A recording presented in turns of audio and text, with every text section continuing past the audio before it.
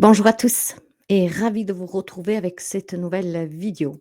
Une vidéo qui parle encore de mystères, des histoires que nous pouvons partager justement pour rester aussi informés sur certains événements que ce monde a connus et que certaines personnes ont connus.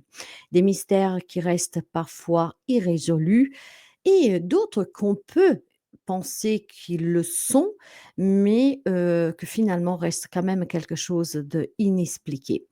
Aujourd'hui, mes amis, je vais vous parler du mystère du col de Dyatlov, Russie, et nous sommes dans l'année 1959. Alors voici cette histoire qui est vraiment très fascinante et inexpliquée, l'un des phénomènes d'ailleurs les plus trubands, hein, de l'histoire moderne. 1 février 1959. Donc nous y sommes, n'est-ce pas? Peut-être quelques jours avant, quelques jours après, mais nous sommes en février 2025. Alors, en février de 1959, il y a 9 randonneurs expérimentés d'ailleurs, heu, qui sont partis pour une expédition dans l'Oral en Russie et ces 9 explorateurs ont été randonneurs plutôt, ont été retrouvés morts dans des circonstances très troublantes. Leur tente fut découverte éventrée de l'intérieur comme s'il aurait voulu précipitamment sortir dans la nuit, pieds nus et sous des températures glaciales. Donc je vous laisse imaginer à haut de ce col en Russie, en mois de février, la neige et le froid qui peuvent y régner. D'ailleurs, sur internet, vous pouvez trouver plein de petites choses. Alors, les corps qu'il faut retrouver éparpillés autour du campement, certains ont pu, remarquer que certains de ces personnes avaient, souffert de blessures extrêmes, hein, crâne fracturé, côte brisée et des niveaux aussi de radiation anormales, mes amis, sur les vêtements. Alors étrangement, par contre, aucun signe de lutte, n'a été relevé et les blessures semblaient trop puissantes pour avoir, été causées par un autre homme ou par un animal. Les théories, sont, nombreuses et on va de l'avalanche à des tests militaires secrets, en passant par des phénomènes paranormaux ou des attaques extraterrestres. Mais à ce jour, l'affaire du col de Dyatlov reste l'un des plus grands mystères non résolus du XXe siècle. Alors si on veut parler un tout petit peu de l'expédition elle-même et des victimes, il faut vous pouvez tout simplement noter que en février de 1959, un groupe, d'étudiants, hein, c'était des étudiantes, des randonneurs en tout cas confirmés aussi, donc qui connaissaient bien, hem, ces 10 diplômés en fait de l'Institut polytechnique de l'Ural, entreprend une expédition de ski randonnée dans l'Oral du Nord. Leur objectif était d'atteindre le mont Otterten. C'est, une programmation qui avait eu lieu déjà en janvier et donc en février, l'expédition se fait. C'est un groupe de 10 étudiants, mais effectivement, il y en aura que 9, mes amis, hein, duquel on va vous parler parce que finalement, ça sera que ces 9 là qui vont faire l'expédition. Alors, un des membres du groupe tombe malade, le deuxième, et donc abandonne l'expédition. Alors, c'est ainsi que les Neveutres se retrouvent à vivre cette aventure à 9 au lieu de 10. Le groupe est composé, d'un jeune homme, le leader de 23 ans. Je ne vais pas vous donner leur nom et prénom, mais il y a aussi une autre personne de 22, de 20 ans, de 24, 23, 21, 24, 37 ans. Ça sera, le guide expérimenté et un autre jeune de 23 ans. Donc, vous voyez, toutes des jeunes personnes, hein, qui ont, de façon, en tout cas, bizarre, étrange, trouvé, la mort sur ce col. Ils étaient tous expérimentés et ils étaient tous habitués à des conditions extrêmes hivernales, hein. Donc à partir de là, on peut vous dire que c'est déjà difficile de comprendre comment ces personnes ont pu, en tout cas, vivre, heu, un événement aussi tragique.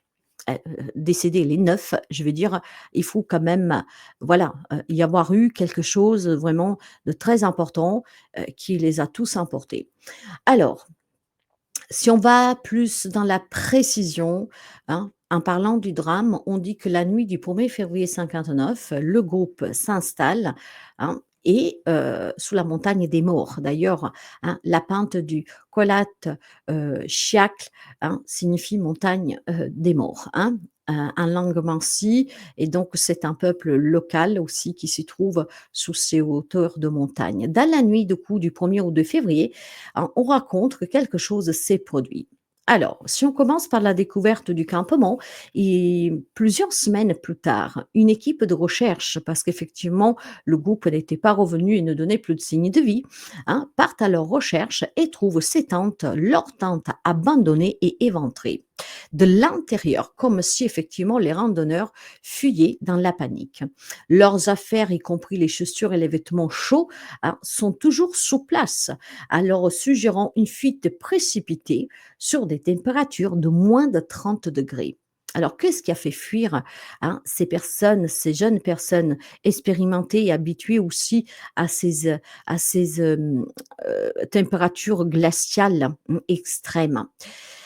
Bah, on ne sait pas, on ne sait pas. Maintenant, il y a eu la découverte du corps, et c'est découvert, plusieurs semaines de coup plus tard, après qu'on les aille recherchés, hein, ben, le premier corps, ça sera ceux de 2 personnes qui vont être retrouvées à 1,5 kilomètre du campement, hein, et ils se trouvent près d'un arbre.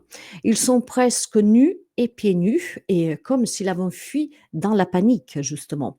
3 autres seront retrouvés entre l'arbre et la tente, donc sous le même parcours qui distancie cet arbre à cette tente d'1,5 kilomètre, hein. Ils avaient peut-être tout simplement, ces 3 personnes, ils avaient retenté de regagner le campement avant peut-être de succomber au froid. Et les 4 derniers sont retrouvés dans un ravin enterrés sous plusieurs mètres de neige. Alors jusqu'à là, vous me dites, bah, peut-être c'est un accident, effectivement, quelque chose. Ils ont peut-être entendu, je ne sais pas, une avalanche et ils ont voulu prendre la fuite en pleine nuit, donc ils ne se sont pas habillés, ils étaient à pieds nus. Hein. Après, ils ont voulu peut-être revenir chercher des affaires, mais voilà, ils ont été surprises. Mais ce qui reste encore plus mystérieux, ce sont les blessures, mes amis. En fait, l'autopsie relève des détails très troublants. Il y a des crânes fracturés, des côtes brisées chez certains, mais sans blessure externe, visible, hein, comme si la force était interne. Donc ces blessures, ils ont été causées de l'intérieur. Comparable, par exemple, pour certaines blessures, un accident de voiture. Il y avait aussi ce taux anormal de radiation sur certains vêtements. Puis la langue et les yeux manquaient chez, chez un de ces jeunes personnes. Bon, il y en a un qui disent que la langue et les yeux qui manquaient chez cette jeune femme, ça peut être dû à des charognards, mais quand même très étrange. Aucun des corps ne porte de signe de lutte ou d'agression humaine. Alors, qu'est-ce qu'on a pu dire sur ces théories? Bah, il y en a eu plusieurs effectivement, hein. La première, c'est qu'une avalanche ou panique du vent, hein, katabatique, donc une avalanche qui aurait pu pousser à fuir la tente dans la panique en pleine nuit, mais aucun signe d'avalanche n'avait été détecté sur le site. Et il y a aussi une nouvelle hypothèse qui a été faite en 2021 qui suggère un phénomène rare de mini-avalanche causée par le vent et la neige. Bon, on parle peut-être aussi d'expériences militaires secrètes. Certains pensent que les randonneurs auraient été victimes de tests d'armes soviétiques, hein. Par exemple, explosion d'ondes de choc, essais nucléaires, etc. Cela pourrait expliquer du coup la présence de radiation trouvée sur les vêtements. Mais pas seulement. Il y en a un qui parle du fameux Yéti, hein, cet animal inconnu, donc un attaque du Yéti, pourquoi pas? Donc cette ancienne rumeur parle de cette créature des montagnes de Mansi, et donc il pense peut-être à une attaque de cette créature. Cependant, aucun signe de morsure ni de griffure n'a été trouvé sur les pauvres, hein, pauvres personnes qui ont péri dans cette expédition. D'autres parlent de paranormal et de ovni, hein. Donc certains témoins affirmeraient, qu'ils ont vu, ce soir-là, des orbes lumineuses dans le ciel près du coup de la nuit du drame et d'où le drame s'est produit. Cela alimentait du coup la théorie d'une attaque terrestre ou d'un phénomène en tout cas inexpliqué. Mais ça continue avec le conflit avec les Mansi, donc le peuple autochtone, hein, qui vit sur ces montagnes, hein. Certains ont pensé que le groupe aurait été attaqué par les Mansi, hein. Mais encore une fois, il n'y a aucun signe de lutte ou de passage en plus de ce peuple dans la zone, hein. Euh, Aucune trace n'a été trouvée. Rappelez-vous qu'il n'y a aucun signe de lutte humaine, hein. Donc, conclusion, un mystère toujours non résolu. En 2019, il y a eu une nouvelle enquête sous cette affaire officielle russe, hein, qui a conclu à une hypothèse la plus probable, de l'avalanche. Mais de nombreux détails ne collent pas encore à ce jour avec une hypothèse d'avalanche. Les radiations, d'où viennent-elles? Les blessures internes, les orbes lumineuses, parce qu'il y a quand même eu ces témoignages. Et puis bon, le mystère du col Dyatlov reste l'un des cas vraiment les plus étranges de l'histoire. Aucune explication ne satisfait complètement tous les éléments de l'affaire. Hein. Alors, c'est vrai que c'est quand même étrange, n'est-ce pas? C'est sûr que la nature peut nous surprendre, mais la radiation, puis bon, la façon dont se sont enfuis en pleine nuit, qu'est-ce qui a provoqué cette peur? Puis ces blessures que semblent être provoquées de l'intérieur, il y a aucune lutte physique. Qu'en pensez-vous? N'hésitez pas à comment dire, à mettre votre petit commentaire dans la barre d'information, à donner votre point de vue et surtout si vous en avez entendu parler. D'ailleurs, si vous êtes toujours à ce point de la vidéo, je vous en remercie de votre écoute. N'hésitez pas à partager, à liker, à commenter. N'hésitez pas aussi éventuellement à me donner des suggestions de certains sujets que vous voudriez je porte en avant en vidéo. Merci pour les abonnements, les partages, les petits pouces à haut. Merci de vous abonner si vous arrivez de façon euh, furtif. Hein, je ne crois pas du tout au hasard, hein, mais n'hésitez pas à vous abonner. Hein, ça permettra tout simplement de pouvoir voir d'autres vidéos à venir. Et puis, vous pouvez donner un petit coup d'œil sur la chaîne pour voir tout ce que je vous propose. Et je vous rappelle que vous avez à votre disposition un site web dont vous trouvez le lien sur la barre d'information, en la déroulant, ou alors tout simplement dans les informations générales du site web. Alors, mes amis, merci vraiment beaucoup. Une histoire étrange, n'est-ce pas? Mais des histoires comme ça, il y en regorge plein dans le monde.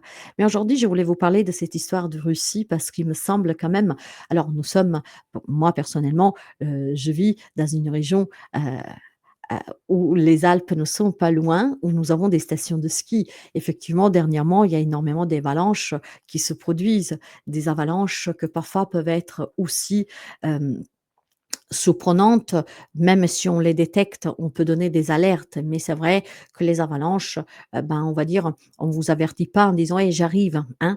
Mais bon, ça reste quand même un phénomène assez extraordinaire en soi. Nous sommes en 1959. Il y a des gens qui sont expérimentés, qui sont habitués à certaines conditions climatiques et vraiment de façon inexpliquée, on ne comprend pas leurs réactions, leur comportement et puis de quoi sont-ils morts? Bon, sont-ils morts de ces blessures? Peut-être de froid, mais qu'est-ce que fuyaient-ils? Qu'est-ce qui a fait que puissent quitter leur tente en pleine nuit, hein? Ces lumières que les témoignages, ont reportées, qu'est-ce que c'était? Et puis bon, c'est vraiment très, très, très étonnant ces blessures. Il y a aucun signe physique, mais il y a bien eu des blessures avec des côtes cassées, des crânes fracturés. Alors il y en a qui pourraient dire, bah, peut-être qu'ils sont tombés, hein. Il y en a qui ont été retrouvés dans le ravin, mais ça reste tout de même inexpliqué et mystérieux parce que certaines blessures étaient vraiment très profondes et vraiment inexpliquées. Sans acte extérieur, semble presque impossible certaines blessures. Et encore une fois, c'est étonnant de voir comment des personnes quand même expertes et habituées à certaines températures, prennent le risque de s'en aller, hein, en pleine nuit, en abandonnant le campement sans une raison, vraiment, je dirais, très inquiétante, hein. Parce qu'effectivement, si on entend ces gros bruits qui puissent, être l'annonce d'une avalanche, bah, c'est clair, hein, que pris de peur, on ne pense pas à prendre les chaussures et cetera. Mais alors de quoi se sont-ils blessés? Comment se sont-ils cassés les côtes? En tombant? Mais pourquoi il n'y a pas de griffures? S'ils étaient pratiquement nus, pourquoi il n'y a pas de, écorches, de griffures? Bon, vous me direz, c'était que de la neige. Probablement, il y avait rien pour laisser des signes sur le corps. Et pourtant, cette histoire reste quand même une histoire encore fascinante et inexpliquée à 100%. Les théories, elles sont là, elles sont beaucoup, mais ça reste tout de même, hein, une histoire encore cold case, hein. Il y a aucune affirmation, qui peut conclure cette affaire en donnant, une solution définitive à ce qui s'est passé en 1959. Donc le mystère reste quand même entier. Les hypothèses, se succèdent. Il y en a certaines qui pourraient passer, mais finalement sur la conclusion, ça paraît quand même très étrange. Il y a des éléments qui ne collent pas. Parce que, OK, mais la radiaction, encore une fois, elle venait d'où? Hein? Donc forcément qu'il y a des choses, je pense, à découvrir encore et qui n'ont pas été dévoilées. Maintenant, paranormal, mystère, légende, ça, je ne sais pas. À vous de me dire qu'est-ce que vous en pensez. Mais voilà comment 9 jeunes personnes expérimentées, hein, ont perdu la vie de façon mystérieuse, hein, en 1959 sous ce col de Russie. Je vous souhaite de passer une très belle journée. Prenez bien soin de vous et à très bientôt pour un nouveau épisode, de la playlist Légendes, mystères et phénomènes inexpliqués.